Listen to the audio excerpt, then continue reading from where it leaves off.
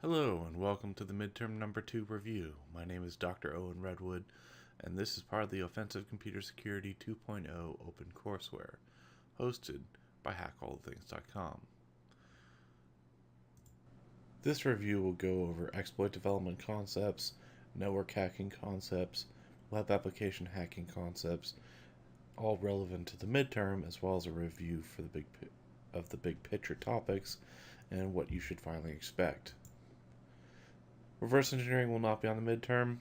It was adequately covered in the previous homework and exam. You should be very familiar with stack overflows and how to exploit a basic buffer overflow. You should be familiar with format string bugs and exploitation. You should know how to be able to leak values off the stack and arbitrary memory addresses and how to write arbitrary values to arbitrary locations.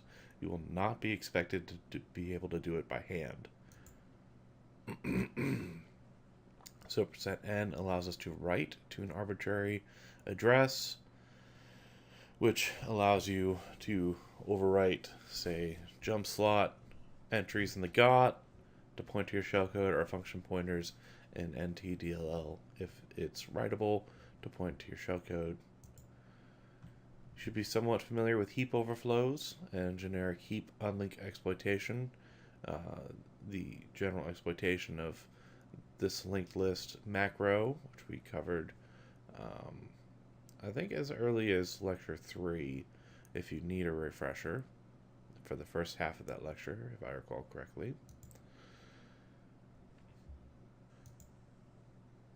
At least on a conceptual level, you should be familiar with the features that attackers relied on that were attacked by exploit mitigations. So for shellcode and classic payloads, the nature of relying on fixed addresses of stack and executable segments was changed with address space layout randomization. Function pointers being at well-known locations, which were a common target for arbitrary memory writes. It's important to note that this is still a huge problem with the Linux ELF format global offset table.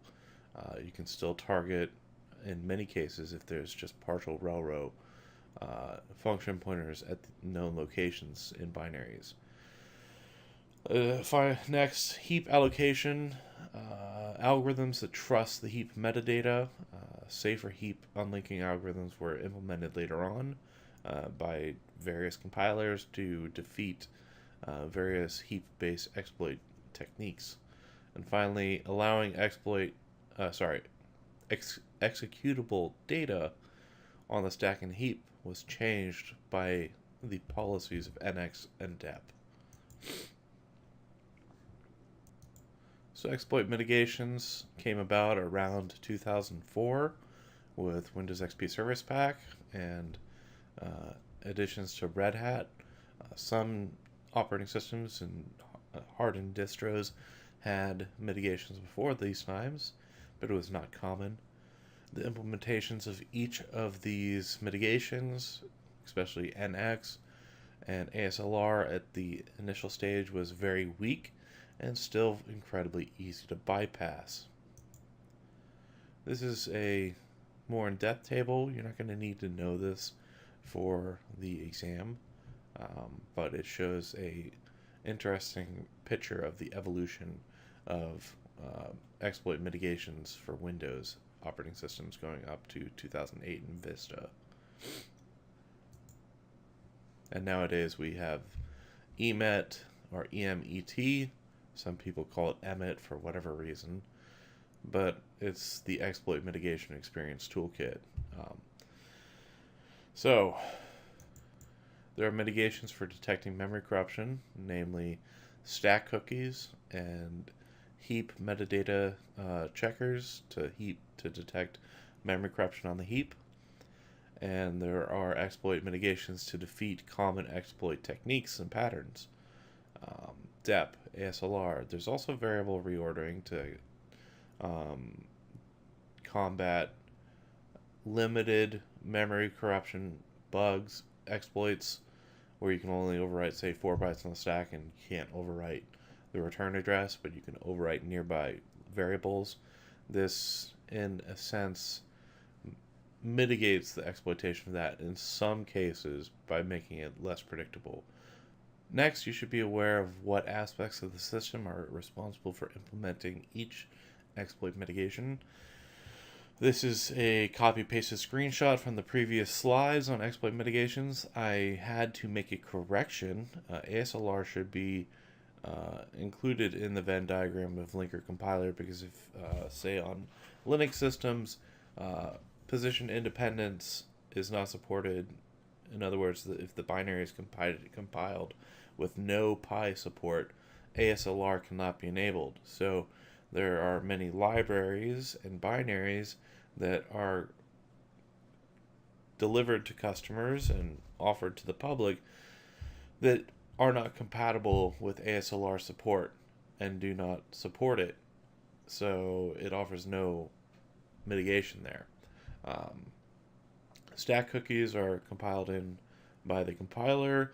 You do not have to worry about safe SEH and SEHOP. That's a Windows land mitigation that we're not going to cover on the exam.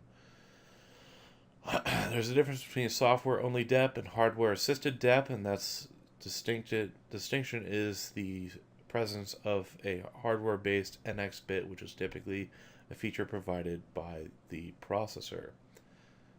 And interesting thing to note is that for jailbroken phones, the jailbreak process in the new kernel usually disables support for almost all of these mitigations, at least ones that are controlled by the OS, so you'll get no ASLR, no DEP, which makes them incredibly easy to exploit.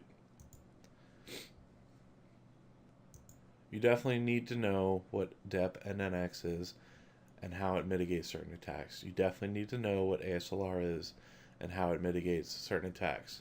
Hint, hint, nudge, nudge, wink, wink. You need to know what stack cookies are and that they are usually located somewhere in the .data segment. You should be somewhat familiar with my discussion on how in server-side processes that rely on stack cookies and fork to handle a user connection, that fork creates a static copy of the memory space.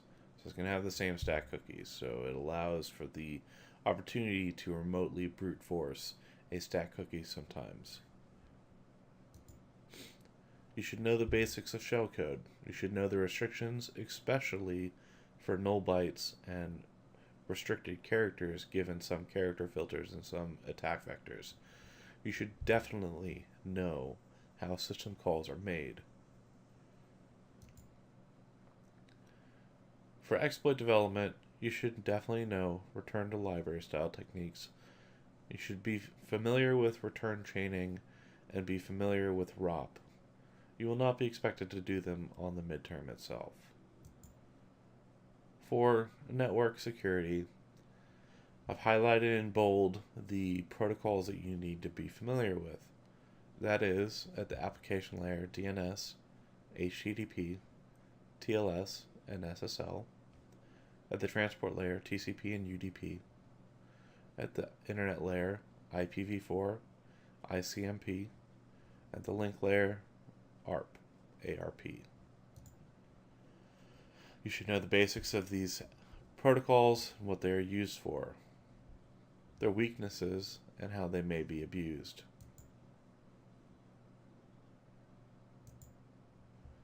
You should know specifically about the ARP cache and ARP spoofing and how that enables man-in-the-middle style network attacks.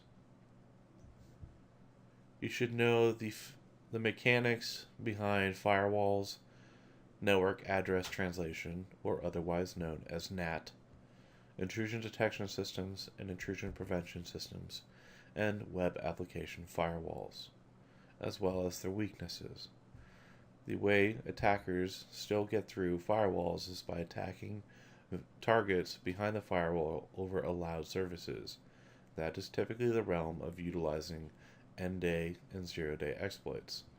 Attacking a NAT is a little more difficult.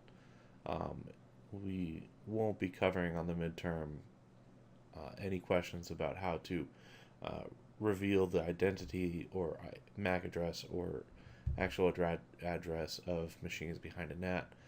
Um, you should understand IDS and IPS evasion, evading known signatures, polymorphic techniques, and etc., and the flaws of web application firewalls.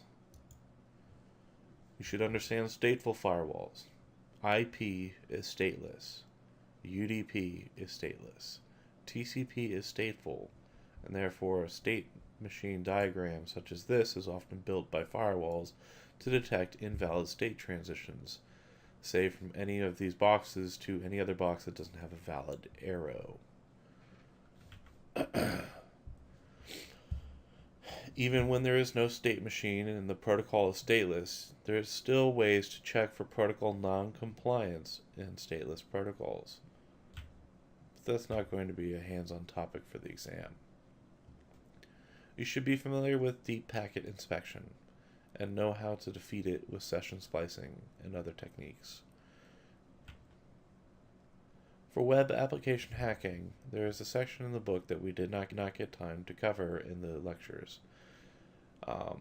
If you have the book, the pages 23 through 29, page 35, 64, and 66 through 70 cover a mandatory topic of multi-step validation and canonicalization. Also, we cover in the lectures attacks against admin features and application management. We cover same origin policy and how there are many techniques to bypass it. We cover various encoding schemes. We cover a lot of SQL injection and a decent amount of cross-site scripting. You should, at the very least, come to the exam prepared with the basics of being able to do SQL injection and cross-site scripting, and at least recognizing the attacks live. You should be somewhat familiar with the general approach of vulnerability scoring. For a given vulnerability, you should be able to describe the access vector, the complexity, whether or not authentication is a factor in order to see the vector, confidentiality, availability, integrity impacts, and etc. As for the structure of the questions, it will be true-false questions on the concepts, similar to the homeworks. A majority of the questions on the test your understanding of the concepts, and 10 to 20% will test your ability to apply the concepts. And that is it for the review. Good luck.